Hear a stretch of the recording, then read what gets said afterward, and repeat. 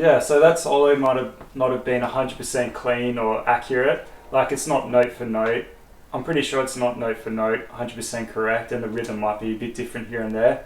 But my main goal is to just sort of learn the essence of the solo and just see what I can get out of it, basically. And hopefully you watching this can get something out of this as well. So this is a solo by Josh Della Victoria, and I think he's from Montreal, but I could be wrong. But anyway, I haven't listened to much of his stuff, but I saw this video on YouTube which had a couple of different jams, like 2 songs they played, and they just did a sort of informal sort of like jam for those 2 songs, and it was with like Corey Wong and a couple of other guys like that. So yeah, and I listened to the solo on one of the tracks in that video, and I just thought it was worth learning and then just seeing kind of like what he was doing basically. The first thing I want to point out is that when Josh plays it, he has a more of a unique finger picking sort of style when he does, and it's kind of a unique sort of approach. And I think like sort of having your own style when you play is important as a musician, even if it's like whatever, it could be like violin or singing or whatever, but as long as you've got your own style which differentiates you from everyone else, I think that's a good thing.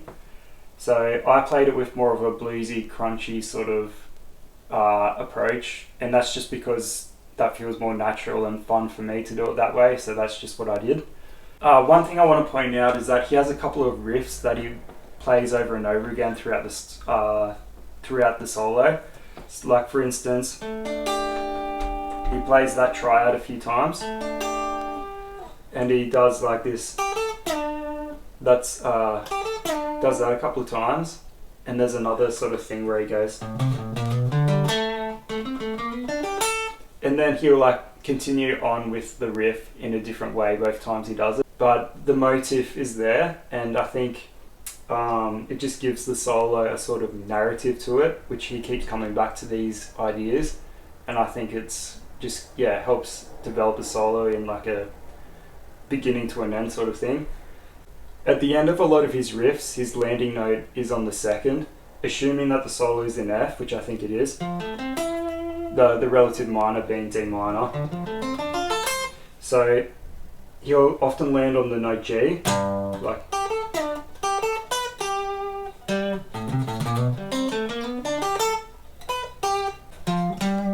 It kind of like gives the solo a bit of a it gives a lot of the riffs an incomplete feeling at the end, which I think is done intentionally, just to like subvert the whole sort of question and answer trope that a lot of melodies have.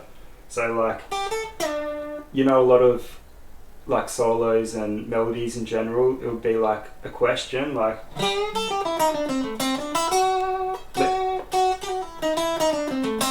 and then we'll answer it afterwards. That's an answer, and then a question will be like, it's like, you don't know what's going to happen next kind of, and that's sort of the question sort of idea. So yeah, Josh sort of does something different, and at the end of the riffs he'll often land on that note, and it kind of, yeah, like I explained earlier, just makes you not sure of what's going to come next, which is, I think, cool. There's a lot of spread arpeggios throughout the solo, and I only played a small section of the overall thing.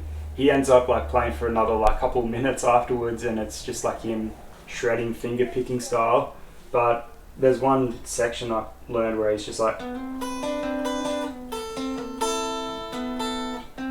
he's just doing these sort of spread out sort of arpeggios,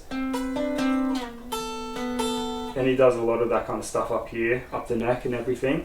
He does more of a finger picking sort of thing.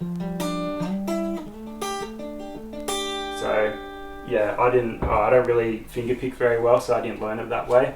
But anyway, it's a unique sort of style that he has, and I think it's cool, and it's something different, so I appreciate that. He has like this cool, bluesy riff where he's like,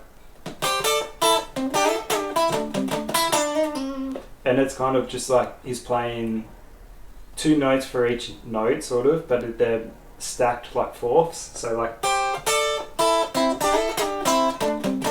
for the most part anyway. There's a couple of like third intervals as well, but playing in fourths is like a cool trick that a lot of blues sort of guitarists do, and I think it like adds a bit of contrast to the rest of the other stuff he's doing, which is always welcome.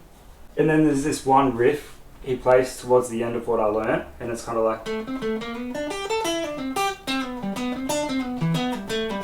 and it just has like cool phrasing to it, and I thought I should just like shout it out because I think it's cool. It's just like kind of bouncy, and I just like it a lot. Yeah, that's all I've got for this video. It's not really that like in depth probably, but it's just something, there's a few ideas I just kind of wanted to shout out from it. So yeah, that's this video.